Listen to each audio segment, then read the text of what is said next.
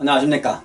오늘 아침에는 예언의 부조와 선지자 빛을 전하는 사람들 327페이지에서 330페이지까지를 읽어드리겠습니다. 모세는 자기의 보호하려는 사람들의 완고함과 무지몽매함을 잘 알고 있었다. 그는 자기가 싸워야 할 어려움들을 잘 알고 있었다. 그러나 모세는 백성들을 설복시키기 위해서는 하나님께로부터 도움을 받아야 한다는 것을 배웠다. 모세는 하나님께서 당신의 뜻을 보다 더 분명하게 나타내시도록 그리고 그분의 임재에 대한 보증을 주시도록 탄원하였다.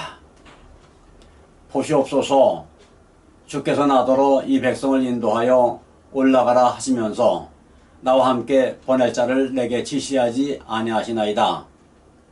주께서 전에 말씀하시기를 나는 이름으로 너를 알고 너도 내 앞에 은총을 입었다 하셨사온즉 내가 참으로 주의 목전에 은총을 입었사오면 원컨대 주의 길을 내게 보이사 내게 주를 알리시고 나로 주의 목전에 은총을 입게 하시며 이 족속을 주의 백성으로 여기소서. 그 대답에 내가 친히 가리라, 내가 너를 편케 하리라는 것이었다.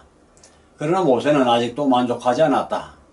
하나님께서 이스라엘을 완고하고 회개하지 않은 그대로 놓아두시면 무서운 결과가 일어날 것이라는 생각이 그의 영혼을 억눌렀다. 그는 자신의 생명이 동포들의 생명과 분리되는 것을 참을 수 없어서 하나님의 은총이 그분의 백성들에게 다시 회복되도록 그리고 그분의 임재의 표적이 계속 그들의 여행을 지도하여 주시기를 기도하였다. 주께서 친히 가지 아니하시려거든 우리를 이곳에서 올라오내지 마옵소서. 나와 주의 백성이 주의 목전에 은총 입은 줄을 무엇으로 알리이까?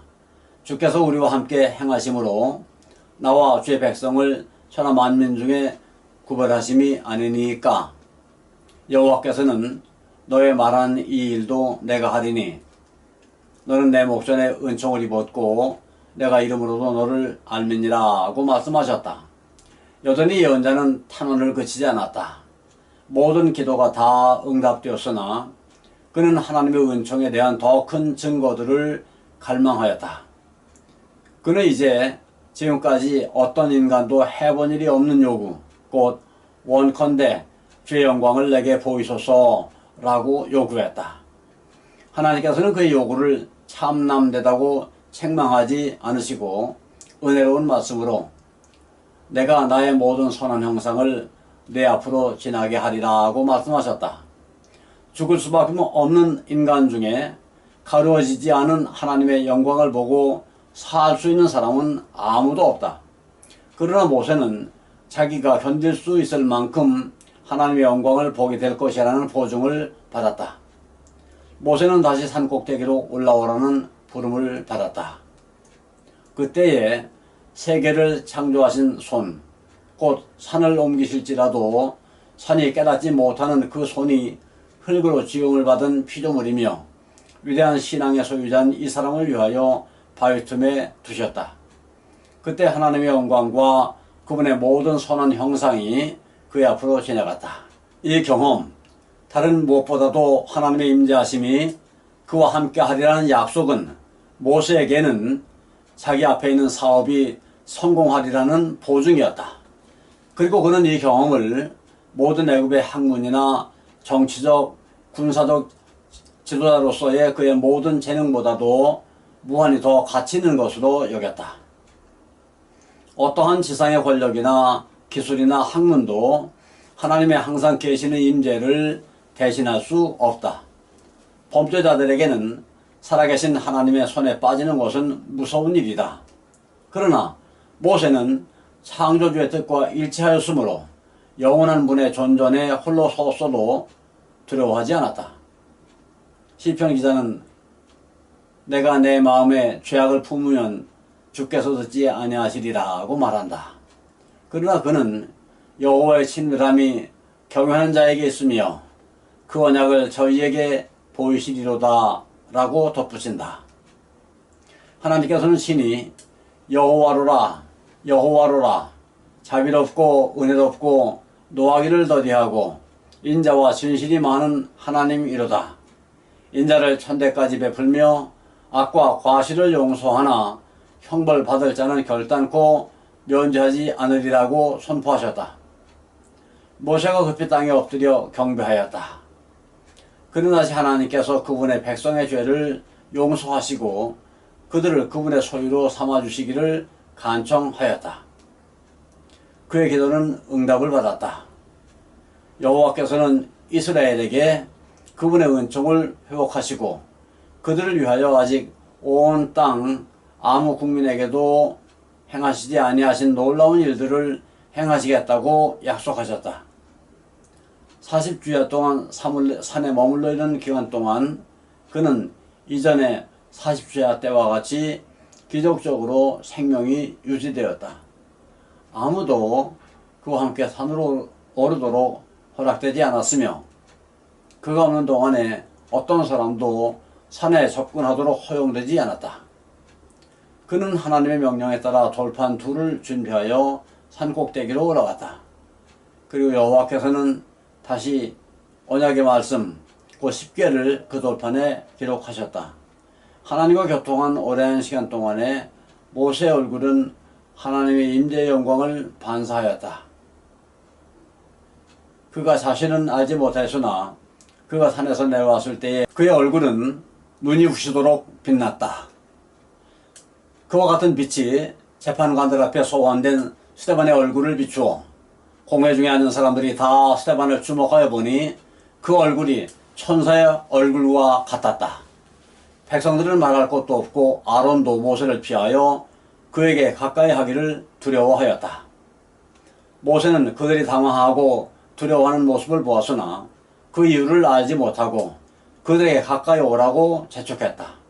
모세는 하나님이 화해하시겠다고 하신 맹세를 그들에게 제시하고 그분의 은총이 회복되었다는 것을 확신시켰다. 그들은 그가 사랑과 간청의 말만을 하는 것을 깨닫고 마침내 한 사람이 담대하게 모세에게 접근했다.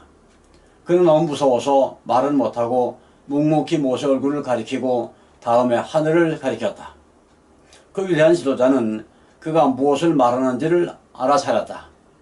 그들의 죄를 의식하고 아직도 하나님의 불쾌 여기심 아래 있는 줄로 생각한 그들은 만일 그들이 하나님을 순종하였더라면 그들에게 기쁨을 충만케 해주었을 그 하늘의 빛을 견딜 수 없었다. 범죄에는 두려움이 따른다. 죄와 상관없는 영혼은 하늘빛을 피하려 하지 않을 것이다. 모세는 그들에게 전할 기별이 많았다. 그러므로 그들이 겁내는 것을 민망스럽게 생각하여 그는 얼굴을 수건으로 가리웠다. 그때 후로는 하나님과 교통하고 진으로 돌아올 때마다 계속 그렇게 했다. 하나님께서는 이 빛으로 그분의 율법의 거룩하고 고매한 특성과 그리스도를 통하여 나타난 복음의 영광에 대하여 이스라엘 백성에게 감명을 주시고자 계획하셨다. 모세가 산에 있는 동안 하나님께서는 그에게 율법뿐 아니라 구속의 경륜도 보여주셨다. 그는 그리스도의 희생이 유다 국가 시대에는 모든 유형과 상징으로 예표되는 것을 보았다. 그리고 모세 얼굴에 비친 빛은 하나님의 율법의 영광의 빛에 못지않게 갈바리에서 흘러나온 하늘의 빛이었다. 그 신성한 조명은 유일하신 참 간구자의 대표자인 눈에 보이는 중보자로 봉사했던 시대의 영광을 상징했다. 모세 얼굴에서 반사된 영광은 그리스도의 중보를 통하여 하나님의 계명을 지키는 백성이 받을 축복을 예시한다.